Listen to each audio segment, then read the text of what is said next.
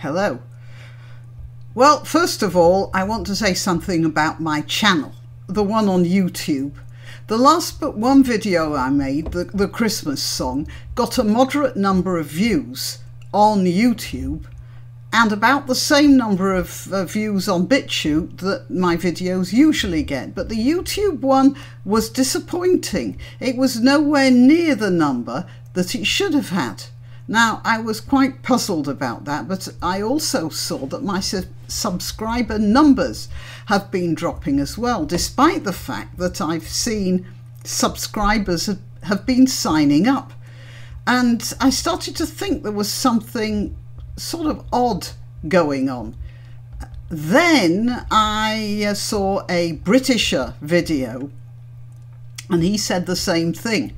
He believes that YouTube are cutting down the suggestions on the small channels in favour of the MSM ones, who obviously pay more.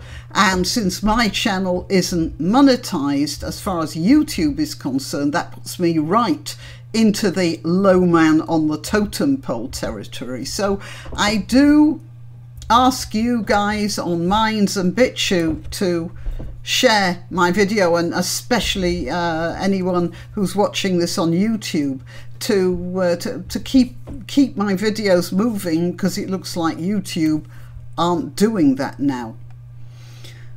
Also, I want to thank my subscribers, some of whom have been extraordinarily generous over the past couple of weeks, and others who've shown their generosity in encouraging messages, which, believe me, are very welcome indeed. So, I was writing a thank you note to one of the generous contributors. Yeah, I'm still not too busy to say thank you to people who pay over to me their hard-earned cash. And this person isn't even in the UK, but he is somewhere that gets cold winters. And I asked him how things were where he was, and mentioned that we're expecting some cold winds coming in from the north over the next few days. The prevailing winds here in the United Kingdom are west or southwest, usually, and often follow the path of the Gulf Stream. So however much we complain, they tend to be relatively mild. But as soon as something comes in from the north, even though we know it's coming, even though we know it will likely bring snow, even though the UK Meteorological Office is the best in the world and the most accurate, a fine dusting of snow on the roads and everything grinds to a halt. Everyone panics.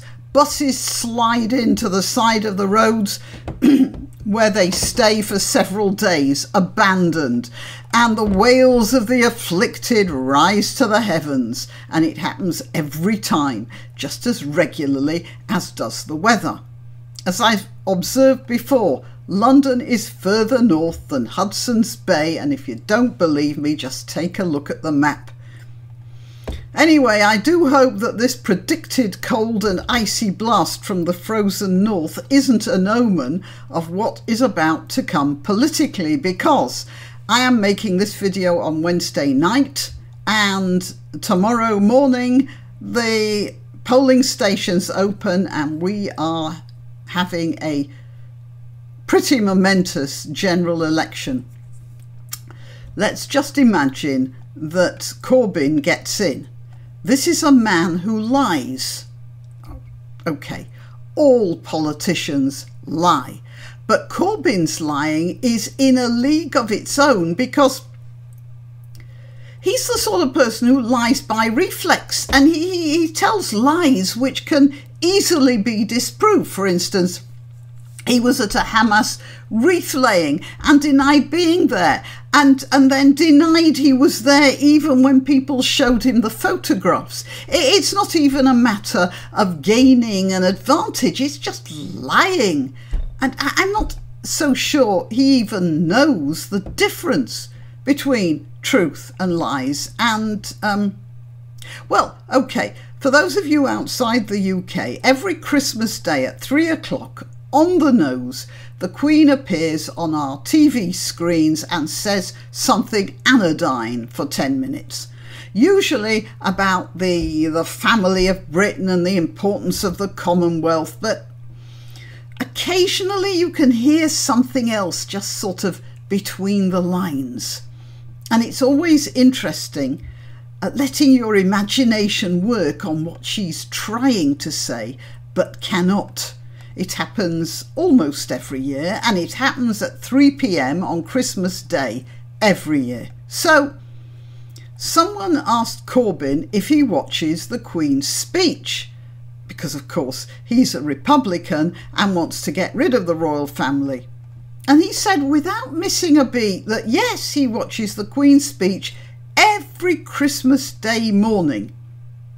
It was just reflex for him. And I'm going to put the video up. I think I'll put it up now. Do you sit down to watch the Queen's speech, Mr. Corbyn? It's on in the morning, you usually have it on some of the time. It's not on in the morning, it's at 3 o'clock in the afternoon, that's when everybody watches it.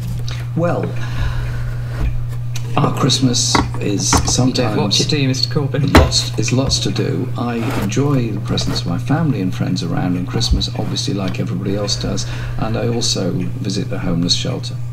So the question is, does socialism, which after all does require that you pretend one thing while suppressing the knowledge that the situation is precisely the opposite, does socialism train you to do that sort of thing, or is it that people who think like that go for socialism by instinct? That's a gloomy thought, isn't it? But I really wanted to talk about John MacDonald. He's the second in command, and some think he's the puppeteer of Corbyn. A subscriber asked me who would take over from Corbyn. They said when he loses the election. I wouldn't be so bold. You can never... You see, what could happen is this. I don't think that the Labour Party could sort of win outright, but what could happen is something like 10 seats between the Conservatives and Labour, and then Labour form a coalition with the Scottish nationalists, who would be happy to do a deal with the devil if it sticks it to England, and then they might outnumber the Conservatives and take over the government that way. And I wouldn't put it past the Liberal Democrats to do that as well. So the situation is still very much in flux as I speak on Wednesday night. However, if Labour does lose, I said that MacDonald and Milne, Seamus Milne, who is the son of Alastair Milne, who was a BBC controller, and Seamus Milne is also a very outspoken Marxist, where I said that MacDonald and Milne would find some other weakling they could set up as a sock puppet and pursue their Marxist and continue to pursue their Marxist agenda. Now, recently I've heard pundits saying that MacDonald will just take over and won't need a sock puppet anymore, and they could be right. According to an author called Tom Bower, who wrote a book called Dangerous Hero, which was all about the 2016 election campaign, and that was the one in which Corbyn's faction made such huge strides, MacDonald wanted to head the Labour Party, but he was too radical, and the membership rejected his bid for the leader, so he used Corbyn as his surrogate. However, things have now changed. He's managed to carve away the moderates in the Labour Party until all that's left is this Marxist core, and so it's quite possible that they would be happy to elect him as the leader. And this is a problem that's been proceeding now for years. During the 1960s and a little bit into the 70s, the Labour Party was more or less centre-left. They started to get worse in the 70s, but they were stopped and Margaret Thatcher was elected in, and Labour started to act more reasonably. But then a movement grew up called Militant Tendency. That was a very interesting thing, because what happened was that it was a group of Marxists who started a newspaper which was called Militant Tendency, and you had to buy the newspaper, which was sold at inflated prices, and that way they got enough funds to make a little group within the Labour Party that was threatening to take the Labour Party over. Neil Kinnock, the leader at the time, did his best to cut them out, and he made a pretty good job of it. Although all those shenanigans crippled the Labour Party, but it did clear the way for Tony Blair to take over. Now, I've got no brief for Blair. I think he did a lot of damage, actually, but he wasn't a Marxist. However, what he did was form the Labour Party into a centralised organisation, and the Marxists, well, they hadn't gone away. They'd just gone into hiding, and they finally took over. And if they lose this election, they won't go away either. What will happen is that the Labour Party will probably go back to looking moderate. Well, no, there are two things. It could become a Marxist organisation, or it could go back to looking moderate and then incubate this Marxist cell within itself, and then that'll bubble up again sometime in the future. Because what happens, whatever happens, if some moderate gets in charge of the party, it appears to become reasonable, and then when it does come back in its Marxist incarnation, it becomes even more strong. The Militant Tendency was a small group in a large Labour Party. Now the inheritors of the Militant Tendency are the large group, and the moderates are, you know, next to insignificant the way it's been organised now. And that's a big problem, because if the British public reject the Marxism, then it means we don't have an opposition anymore. And although, you know, my tendencies are right now to the Conservatives, it's not good if they're the only party in town, because power corrupts, doesn't it? Absolute power corrupts absolutely. So whatever the outcome of this election, that is, either the Conservative Party is going to sweep the board and do what it wants, or there's going to be a Marxist party in charge which will do what it wants, and it will certainly organise things so that we can't have fair elections ever again. Or there'll be a sort of balanced hung parliament which will stop us from doing anything, basically. And we're in for some tough times, whatever happens, because I don't trust the Conservatives to be